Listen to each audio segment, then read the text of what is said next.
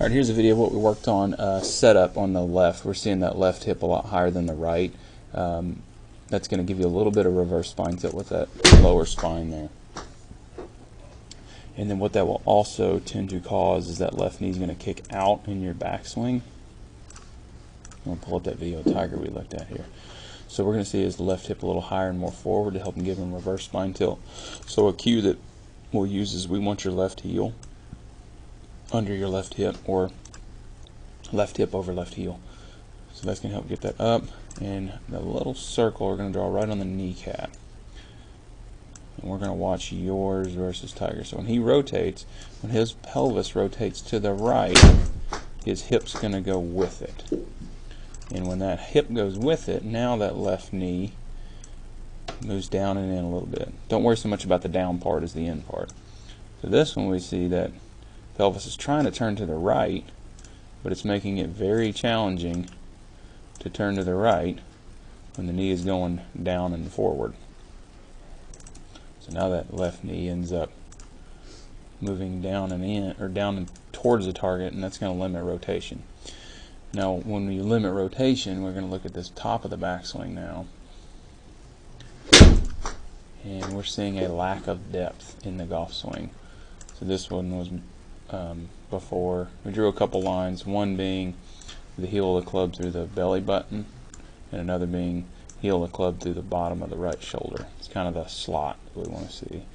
So belly button, bottom of right shoulder. We'll see his club move up between those lines, and then the depth of the golf club. We're going to see his move kind of back behind his right knee. When you can't rotate extremely well, especially with your right hip up in the air and left knee going forward, we end up with a very vertical golf swing. We can see that left arm much steeper. You know, his left arm is at 54 degrees. Yours is at 62, so much steeper left arm. There's no exact number, it's just comparison. And then that club ends up a little too vertical and out in front of you, so we don't have any depth in the golf swing. On top of the fact that it's across the line. So when he pulls down, falls right in the middle. When you pull down, it's very steep on that neck. And then what you would do from there is you would have to back out of the shot. So shaft's real steep, so you would then start tilting to your right. Very hard to try to get the club back on plane and hit the ball up in the air. Now we'll get to that tilt towards the end of the lesson. So we got your setup cleaned up first. So we moved left hip higher than the right, left hip over your heel, and then I've got a furniture slider under your left foot. So that furniture slider, you can see it rotate inward. So that's internally rotating that lead hip, or that left hip, so that's going to free up your pelvis to rotate. And now we start to see your back, opposed to, again, the knee actually going out, which is the left hip turning the other direction. That would be your foot on that slider actually rotating to your left. Again, that's going to limit how much you can rotate. So we saw a big improvement in that swing when we let that knee rotate in. So now the knee is actually inside that hip and ankle joint. You're at full rotation there now. So we don't need any extra length in that swing now. Alright, and here's what we ended up with. I'll pull up the one before. So we end up with under-rotated, steep golf swing. Okay. Good rotation. Look at the difference in that one. Now we got some depth in the golf swing. Way better. Huge difference right there. So now we don't need all that tilt in that downswing. So one thing we did there too is just to give you a feel that that shaft will flatten off. I had a laser in the butt of the golf club, and we were pointing it out in front of you, because when we did get rotated, the club did get a little across the line. So we wanted to feel like the thumb, when it gets above your hands, is just going to point behind you. So to you it feels like it's laid off.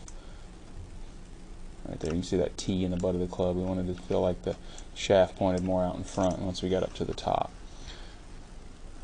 So this swing right here is our model golf swing. Get the shaft right up on top of the hands, feels laid off, we got plenty of depth, and look at that thing shallow out.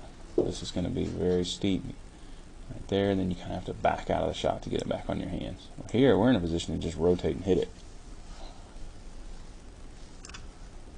So one drill that we ended with, just to kind of help clean up some of that extra tilt in your downswing, is I had you hit some balls where that ball was way up on your front toe. So that had you get that chest a little bit more on top and cover. So there would be normal ball position right there versus, this would be before, when you had it really steep and you had to tilt back extremely hard. So we can see that has a lot less neck tilt and a lot less spine tilt trying to save it. And we can go on through right there. So much improved there too. Just do that drill, just kind of work on, that'll help clean up that low point and some face control just by feeling that drill.